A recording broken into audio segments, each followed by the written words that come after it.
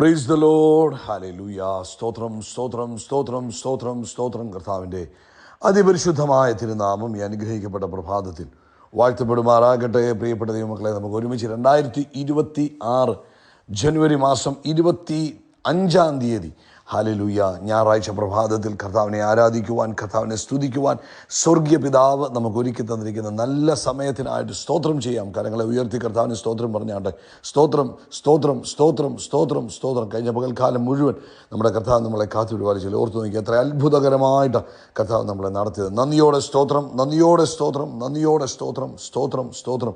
ആമേൻ. കഴിഞ്ഞ രാത്രിക്കാലം നല്ല ഉറക്കം തന്നതിനായിട്ട് സ്തോത്രം സ്തോത്രം സ്തോത്രം സ്തോത്രം. ആരോഗ്യത്തോടെ സൗഖ്യത്തോടെ ഈ പ്രഭാതത്തിൽ കർത്താവ് നമ്മളെ ഉണർത്തിയതിനായിട്ട് സ്തോത്രം സ്തോത്രം സ്തോത്രം സ്തോത്രം സ്തോത്രം. ഈ പകൽക്കാലം ക്രിസ്തയേശുവിൽ നമ്മളെ ജയോത്സവമായി നടത്തുന്ന ദൈവത്തിന് സ്തോത്രം. ആമേൻ. ഹല്ലേലൂയ. അത്ഭുതകരമായി നടത്തുന്ന കർത്താവിന് സ്തോത്രം. കൈപിടിച്ച് നടത്തുന്ന കർത്താവിന് നമുക്ക് കരമുയർത്തി ഒന്നുകൂടെ സ്തോത്രം പറയാം. അങ്ങനെ പകൽക്കാലം എന്നെ കൈപിടിച്ച് നടത്തുന്നതിന് സ്തോത്രം. അങ്ങനെ തന്നെ പകൽക്കാലം ജയത്തോടെ നടത്തുന്നതിന് സ്തോത്രം. അത്ഭുതമായി നടത്തുന്നതിന് സ്തോത്രം. അങ്ങനെ സ്നേഹത്തിനായിട്ട് നന്ദി പറയുന്നു. അങ്ങ് അത്ഭുതങ്ങളുടെ ദൈവമാകിയാൽ സ്തോത്രം ചെയ്യുന്നു. സങ്കീർത്തനക്കാരൻ ഇങ്ങനെ പറഞ്ഞത് 75-ാം സങ്കീർത്തനത്തിൽ, ദൈവമേ ഞങ്ങൾ അങ്ങേക്ക് സ്തോത്രം ചെയ്യുന്നു, ഞങ്ങൾ അങ്ങേക്ക് സ്തോത്രം ചെയ്യുന്നു. കർത്താവിൻ്റെ നാമം അടുത്തിരിക്കുന്നു, ഞങ്ങൾ കർത്താവിൻ്റെ അതിശയ പ്രവൃത്തികളെ ഘോഷിക്കുന്നു. 6-ാം വാക്യം, കിഴക്ക് നിന്നല്ല പടിഞ്ഞാറ് നിന്നല്ല തെക്ക് നിന്നുമല്ല ഉയർച്ച വരുന്നത്, ദൈവം ന്യായാധിപതിയാകുന്നു. കർത്താവ് ഒരുത്തനെ ഉയർത്തുകയും ഒരുത്തനെ താഴ്ത്തുകയും മറ്റൊരുത്തനെ ഉയർത്തുകയും ചെയ്യുന്നു. 9-ാമത്തെ വാക്യം, ഞാനോ എന്നേക്കും പ്രസ്താവിക്കും, യാക്കോബിൻ്റെ ദൈവത്തിന് സ്തുതി പാടും. ഈ പ്രഭാതത്തിൽ ആമേൻ, ദൈവത്തിൻ്റെ കരം, നിങ്ങളെ ഉയർത്തുന്ന കരം ഇന്ന് നിങ്ങളുടെ മേൽ വന്ന് നിങ്ങളെ ഉയർത്തുന്നതിനായിട്ട് ഞാൻ കർത്താവിന് സ്തോത്രം ചെയ്യുന്നു. ഇന്നത്തെ ഈ പ്രഭാത സന്ദേശം കേൾക്കുന്ന ഓരോരുത്തരെയും സർവശക്തനായ ദൈവം ഉയർത്തുന്നതിനായിട്ട് സ്തോത്രം ചെയ്യുന്നു. സർവശക്തനായ ദൈവം ഉയർത്തുന്നതിനായിട്ട് സ്തോത്രം ചെയ്തു. ഇതൊരു ഉയർച്ചയുടെ പകൽക്കാലമായിരിക്കാൻ സ്തോത്രം. നമുക്ക് ഒരുമിച്ച് പ്രാർത്ഥിക്കാം. സ്വർഗീയ പിതാവേ, യേശു ക്രിസ്തുവിൻ്റെ നാമത്തിൽ ഈ പ്രഭാതത്തിനായിട്ട് സ്തോത്രം. കഴിഞ്ഞ പകൽക്കാലം കാത്തുപരിപാലിച്ചതിന് ഒരിക്കലൂടെ സ്തോത്രം. ഈ 2026 ജനുവരി മാസം 25 ഞങ്ങൾക്ക് ഒരുമിച്ച് കർത്താവിനെ മഹത്വപ്പെടുത്തുവാൻ തന്ന ഈ അവസരത്തിനായിട്ട് സ്തോത്രം. ഈ ശബ്ദം കേൾക്കുന്ന എല്ലാവരെയും യേശു ക്രിസ്തുവിൻ്റെ നാമത്തിൽ അനുഗ്രഹിച്ച് പ്രാർത്ഥിക്കുന്നു. അവൻ ഓരോരുത്തരെയും വ്യക്തിപരമായി ഇപ്പോൾ അനുഗ്രഹിക്കുന്നു.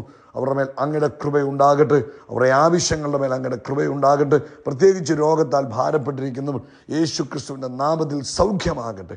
എല്ലാ രോഗശക്തികളും യേശുവിൻ്റെ നാമത്തിൽ വിട്ടുമാറട്ടെ. അവൻ ശരീരത്തിലെ ഓരോ സിസ്റ്റംസും യേശുവിൻ്റെ നാമത്തിൽ പെർഫെക്റ്റായിട്ട് ഫങ്ഷൻ ചെയ്യട്ടെ. ഓരോ സിസ്റ്റംസും പെർഫെക്റ്റായിട്ട് ഫങ്ഷൻ ചെയ്യട്ടെ. നസ്രനായ യേശുവിൻ്റെ നാമത്തിൽ അവൻ ഓരോ സിസ്റ്റംസും പെർഫെക്റ്റായി ഫങ്ഷൻ ചെയ്യട്ടെ. വൈബ്രന്റ് ഹെൽത്തിയായി യേശുവിൻ്റെ നാമത്തിൽ മാറട്ടെ. പ്രത്യേകിച്ച് കർത്താവേ, നാളുകളായി അസിഡിറ്റിയുടെ ബുദ്ധിമുട്ടിനാൽ ഭാരപ്പെടുന്നവർ ഇന്ന് പ്രഭാതത്തിൽ സൗഖ്യമാകട്ടെ. ആ അസ്വസ്ഥത അവരെ വിട്ടുമാറട്ടെ. അതുപോലെ വെരിക്കോസ് വെയിൻ്റെ ബുദ്ധിമുട്ടിനാൽ ഭാരപ്പെടുന്നവർ യേശു ക്രിസ്തുവിൻ്റെ നാമത്തിൽ സൗഖ്യമാകട്ടെ. അതുപോലെ പനിയാലും ചുമയാലും ഒക്കെ ആമേൻ ഭാരപ്പെട്ടിരിക്കുന്നവരുണ്ടല്ലോ, ഇന്ന് പ്രഭാതത്തിൽ അത്ഭുത സൗഖ്യം അവരുടെ മേലും യേശു ക്രിസ്തുവിൻ്റെ നാമത്തിൽ വെളിപ്പെടുന്നതിനായിട്ട് സ്തോത്രം. ആമേൻ. എല്ലാ സാമ്പത്തികമായ ക്ലേശങ്ങളും യേശു ക്രിസ്തുവിൻ്റെ നാമത്തിൽ മാറിപ്പോട്ടെ. ജോലിയില്ലാത്തവർക്ക് ജോലി ലഭിക്കട്ടെ. ആമേൻ ആമേൻ. കർത്താവിൻ്റെ പ്രത്യേക പ്രൊട്ടക്ഷൻ തൻ്റെ കുഞ്ഞുങ്ങളുടെ മേൽ ലഭിക്കുന്നതിനായിട്ട് സ്തോത്രം ചെയ്യുന്നു. കർത്താവെ, എക്സാംസിന് വേണ്ടി പ്രിപ്പയർ ചെയ്യുന്ന കുഞ്ഞുങ്ങളെ ഞങ്ങൾ ബ്ലെസ് ചെയ്യുന്നു. ദൈവിക ജ്ഞാനവും ദൈവിക ശുഷ്കാന്തിയും അവർക്കുണ്ടാകട്ടെ. അതുപോലെ തന്നെ കർത്താവെ, ഈ പ്രഭാതത്തിൽ ലോകത്തെമ്പാടും ഇന്ന് സഭായോഗം നടക്കുന്നു. കർത്താവ് വലിയ കാര്യങ്ങൾ ചെയ്യണമേ, വലിയ ഉണർവിനെ അയക്കണമേ. ആത്മാവിൻ്റെ വലിയ പകർച്ച കൊടുത്ത് കർത്താവ് അനുഗ്രഹിക്കുന്നതിനായിട്ട് സ്തോത്രം. പ്രാർത്ഥന കേട്ടതിന് നന്ദി പറയുന്നു. സകല മഹത്വവും പുകഴ്ച അപ്പയ്ക്ക് യേശു ക്രിസ്തുവിൻ്റെ നാമത്തിൽ തന്നെ. ആമേൻ ആമേൻ ആമേൻ. കർത്താവ് നിങ്ങളെ ധാരാളമായിട്ട് അനുഗ്രഹിക്കട്ടെ. കർത്താവ് അനുവദിക്കുന്ന പക്ഷേ നാളെ വൈകിട്ട് ഇന്ത്യൻ സമയം 9:30 നമ്മുടെ സ്പെഷ്യൽ ഓൺലൈൻ മീറ്റിംഗ് ഉണ്ടായിരിക്കും. നിങ്ങൾ പ്രത്യേകം പ്രാർത്ഥനയോടുകൂടെ പങ്കെടുക്കുക. നിങ്ങളുടെ ടെസ്റ്റ് മണികളെ നിങ്ങൾ അയച്ചു തരിക. നമുക്ക് ഒരുമിച്ച് കേൾക്കുവാനും ദൈവത്തെ മഹത്വപ്പെടുത്തുവാനും കഴിയും. കർത്താവിൻ്റെ കൃപ നിങ്ങളുടെ കൂടെ ഇരിക്കട്ടെ. വളരെ അത്യാവശ്യമായ പ്രാർത്ഥന റിക്വസ്റ്റുകളൊക്കെ ഉണ്ടെങ്കിൽ, ഒരുമിച്ച് പ്രാർത്ഥിക്കേണ്ടതായ വിഷയമാണെങ്കിൽ നിങ്ങൾ അയച്ചാൽ നമുക്ക് ഒരുമിച്ച് പ്രാർത്ഥിക്കുകയും ചെയ്യാം. മത്തായിയുടെ സുവിശേഷം 18-ാം അധ്യായം 22-ാമത്തെ വാക്യമാണ് നമ്മൾ ഇന്ന് പ്രഭാതത്തിൽ വായിക്കുന്നത്. യേശു അവനോട് 7 വട്ടമല്ല 70 വട്ടം എന്ന് ഞാൻ നിന്നോട് പറയുന്നു എന്ന് പറഞ്ഞു. 21-ാമത്തെ വാക്യത്തിൽ പറയുന്നു, അപ്പോൾ പത്രോസ് അവൻ്റെ അടുക്കൽ വന്ന്, കർത്താവേ, സഹോദരൻ എത്ര വട്ടം എന്നോട് പിഴച്ചാൽ ഞാൻ ക്ഷമിക്കണം? 7 വട്ടം മതിയോ എന്ന് ചോദിച്ചു. അതിന് യേശു പറഞ്ഞു, അല്ല, 70 വട്ടം എന്ന് ഞാൻ നിന്നോട് പറയുന്നു എന്ന് പറയുന്നു. അപ്പോൾ പത്രോസ് എന്നാ വിചാരിച്ച് ഒരു 7 പ്രാവശ്യം ഒരാളോട് ക്ഷമിക്കുക, അതാകുമ്പോൾ ഒരു പൂർണ്ണതയുടെ സംഖ്യയാണല്ലോ 7, അതിനകത്ത് അത് ധാരാളമാകും എന്നാണ് അദ്ദേഹം ചിന്തിച്ചത്. പക്ഷേ യേശു പറഞ്ഞു അങ്ങനല്ല, 490 പ്രാവശ്യം എന്നാണ് പറഞ്ഞിരിക്കുന്നത്. 7 70 വട്ടം. ഫോർഗീവ്നെസ് എന്ന് പറയുന്നത് അതിനൊരു ലിമിറ്റില്ല. ഒരു വിശ്വാസിയെ സംബന്ധിച്ചിടത്തോളം മറ്റുള്ളവരോട് ക്ഷമിക്കുന്നതിന് ഒരു ലിമിറ്റ് ഉണ്ടാകാൻ പാടില്ല. ആമേൻ. അതായത് ഇതൊരു വൺ ടൈം എക്സ്പീരിയൻസ് അല്ല, ഇതൊരു ഇവൻ്റ് അല്ല, it is A life style. Forgiveness എന്ന് പറയുന്നത് നമ്മുടെ ഒരു ജീവിത ശൈലിയാണെന്നാണ് യേശു ഇവിടെ ആമേൻ നമ്മളെ പഠിപ്പിക്കുന്നത്. അപ്പം ക്ഷമിക്കുക എന്ന് പറയുന്നത് ഒരു പ്രാവശ്യം ക്ഷമിച്ചു അതുകൊണ്ട് ഇനി അങ്ങനല്ല. ക്ഷമ എന്ന് പറയുന്നത് നമ്മുടെ ജീവിതത്തിലെ അനുദിനം ഉള്ള ഒരു സംഭവമായിരിക്കണം. നമ്മുടെ യാത്രയിൽ നമുക്ക് എപ്പോഴും ആമേൻ ആരോടെങ്കിലുമൊക്കെ എന്തെങ്കിലുമൊക്കെ ആരെങ്കിലുമൊക്കെ നമ്മളോട് ബുദ്ധിമുട്ട് ചെയ്തെന്നിരിക്കാം. പക്ഷേ നമ്മുടെ ഒരു ദൈനംദിന ജീവിതത്തിൽ ഒരു ജീവിത ശൈലിയായി മാറണം ക്ഷമിക്കുക എന്ന് പറയുന്നത്. എന്തുകൊണ്ടാണ് നമുക്ക് ക്ഷമിക്കാൻ പറ്റുമെന്ന് കർത്താവ് പറയാൻ കാരണം എന്തെങ്കിലും കർത്താവ് നമ്മളോട് പറയുന്നുണ്ടെങ്കിൽ അത് നമ്മുടെ ഉള്ളിൽ തന്നിട്ടാണ് പറയുന്നത്. നമ്മുടെ ഉള്ളിലില്ലാത്തത് ചെയ്യാൻ നമ്മളോട് ഒരിക്കലും കർത്താവ് ആവശ്യപ്പെടത്തില്ല. റോമാലേഖനം 5-ാം അധ്യായത്തിൻ്റെ 5-ാമത്തെ വാക്യം പറഞ്ഞു, ദൈവത്തിൻ്റെ സ്നേഹം അവൻ്റെ പരിശുദ്ധാത്മാവിനാൽ നമ്മുടെ മേൽ പകർന്നിരിക്കുക. സോ അതുകൊണ്ട് നമുക്ക് പറയാൻ പറ്റത്തില്ല നമുക്ക് സ്നേഹിക്കാൻ പറ്റത്തില്ലെന്ന്. കാരണം ദൈവത്തിൻ്റെ സ്നേഹം, വീണ്ടും ജന്മം പ്രാപിച്ച ഒരു ദൈവ പൈതലിൻ്റെ മേൽ ദൈവത്തിൻ്റെ സ്നേഹം എന്ത് ചെയ്തിരിക്കുക? പകരപ്പെട്ടിരിക്കുക. അതുകൊണ്ട് എന്ത് ചെയ്യാൻ പറ്റത്തില്ല? നമുക്ക് ക്ഷമിക്കാതിരിക്കാനും പറ്റത്തില്ല. എന്നെ കൊണ്ട് ക്ഷമിക്കാൻ പറ്റത്തില്ല എന്ന് പറയാൻ പറ്റത്തില്ല. കാരണം ദൈവത്തിൻ്റെ സ്നേഹം നമ്മുടെ അകത്ത് പകർന്നിരിക്കുക. വീണ്ടും ജന്മം പ്രാപിച്ചപ്പോഴേ നമ്മുടെ അകത്ത് എന്ത് ചെയ്തിരിക്കുക? ദൈവസ്നേഹം പകർന്നിരിക്കുക. അപ്പം സ്നേഹമുള്ളിടത്ത് എന്തുണ്ട്? ക്ഷമയുണ്ട്. സ്നേഹമുള്ളിടത്ത് എന്തുണ്ട്? ക്ഷമയുണ്ട്. ക്ഷമയില്ലാത്തത് എന്തുകൊണ്ടാണ്? സ്നേഹമില്ലാത്തത് കൊണ്ട്.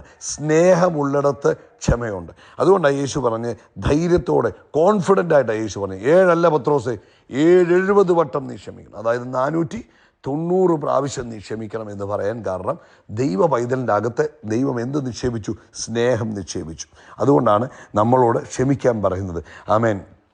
അതുപോലെ പകയും പിണക്കവും എന്ന് പറഞ്ഞാൽ നമ്മളെക്കാളും ശക്തരൊന്നുമല്ല.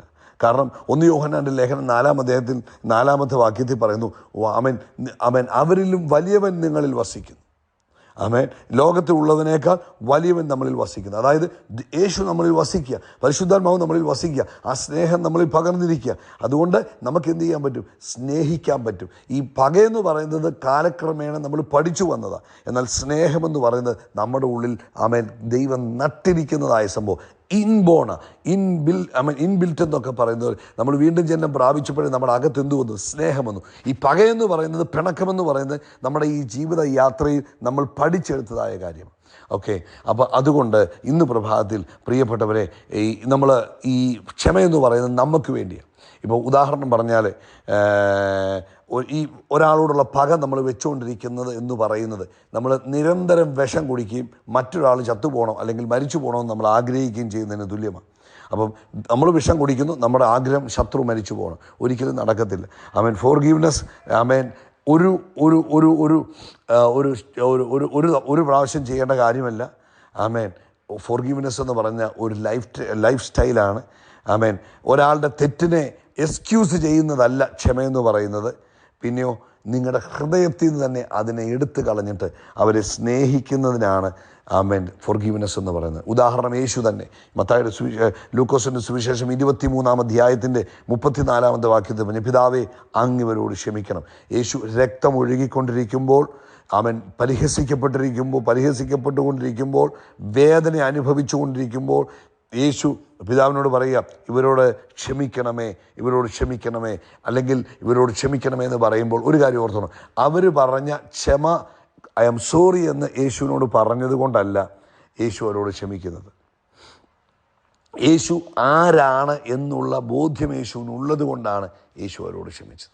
അതുപോലെ അവനോട് ക്ഷമ പറഞ്ഞാൽ ഞാൻ ക്ഷമിക്കാം. നോ, നീ ആരാണ്, ഞാനും നിങ്ങളും ആരാണെന്നുള്ള ബോധ്യമാണ് നമ്മുടെ ക്ഷമ എന്ന് പറയുന്നത്. അതായത് ഞാനൊരു ദൈവ പൈതല, അതുകൊണ്ട് എനിക്ക് ക്ഷമിച്ചേ പറ്റുള്ളൂ. ഹല്ലേലൂയ. ഞാനൊരു ദൈവത്തിൻ്റെ പൈതലായതുകൊണ്ട്, എന്നോടിപ്പം ഒരാൾ ദ്രോഹം ചെയ്തു, അവരെന്നോട് ക്ഷമ പറഞ്ഞതുകൊണ്ടല്ല ഞാൻ ക്ഷമിക്കുന്നത്, അല്ലെങ്കിൽ അവരെന്തെങ്കിലും എനിക്ക് തന്നതുകൊണ്ടല്ല ഞാൻ ക്ഷമിക്കുന്നത്. പിന്നെയോ എൻ്റെ ഐഡൻറ്റിറ്റി, ഞാൻ ദൈവത്തിൽ നിന്ന് ജനിച്ചവനായതുകൊണ്ട് ഞാൻ എന്ത് ചെയ്യുന്നു? ക്ഷമിക്കുന്നു. ഇന്ന് പ്രഭാതത്തിൽ എത്ര പേർക്ക് പറയാൻ പറ്റും, കർത്താവേ, ഞാൻ ക്ഷമ ഒരു ആയുധമായി എടുക്കുന്നു, ക്ഷമ എൻ്റെ ജീവിത ശൈലിയായി മാറ്റുന്നു. ആമേൻ. ഞാൻ പക വെച്ചുകൊണ്ടിരിക്കത്തില്ല, ഞാൻ സ്നേഹത്തെ റിലീസ് ചെയ്യും. ആമേൻ. ഞാൻ ഈ ലോകത്തിൽ സ്വതന്ത്രനായി സ്നേഹത്തിൽ എല്ലാവരെയും സ്നേഹിച്ച് ജീവിക്കും എന്ന് പറയാൻ പറ്റുന്ന എത്ര പേരുണ്ട്? അങ്ങനെയുള്ളൊരു കരങ്ങളൊന്ന് ഉയർത്തിപ്പിടിച്ചാട്ടെ. ആമേൻ. ഹല്ലേലൂയ. ആമേൻ. അവരോട് ഞാൻ ക്ഷമിക്കുന്നത് അവരതിന് യോഗ്യതയുള്ളവരായതുകൊണ്ടല്ല, അല്ലെങ്കിൽ അവർ ഡിസേർവ് ചെയ്തത് കൊണ്ടല്ല. പിന്നെയോ ആമേൻ, ഞാൻ അവരോട് ക്ഷമിക്കുന്നത് എന്നെ കർത്താവ് എന്നോട് ക്ഷമിക്കുകയും ആ ക്രിസ്തു എന്നിൽ വസിക്കുകയും ചെയ്യുന്നത് കൊണ്ടാണ്. ആമേൻ. ഇനിയൊരു കാര്യം ഇവിടെ പറയാം. ക്ഷമയെന്ന് പറയുന്നത് ഫോർഗിവ്നെസ് ഈസ് ദ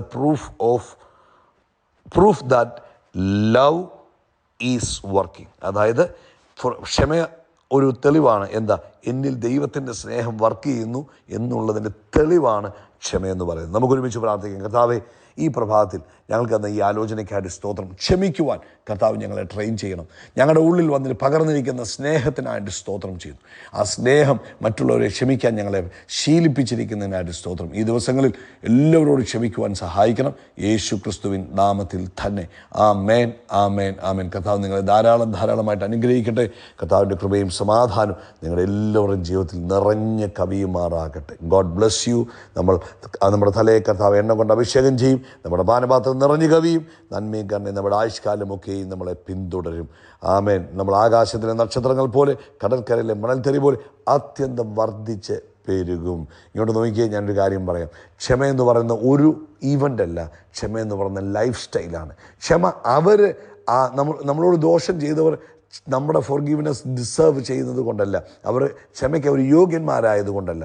ഞാൻ ദൈവത്തിൻ്റെ പൈതലായതുകൊണ്ടും ക്രിസ്തു എന്നിൽ വസിക്കുന്നത് കൊണ്ടും, ആമേൻ, എന്നിൽ ദൈവത്തിൻ്റെ സ്നേഹം വർക്ക് ചെയ്യുന്നത് കൊണ്ടും ഞാൻ അവരോട് ക്ഷമിക്കും. കർത്താവ് നിങ്ങളെ അനുഗ്രഹിക്കട്ടെ. God bless you. We are blessed. We are really blessed. We are permanently blessed and highly favored. God bless you. God bless you. God bless you.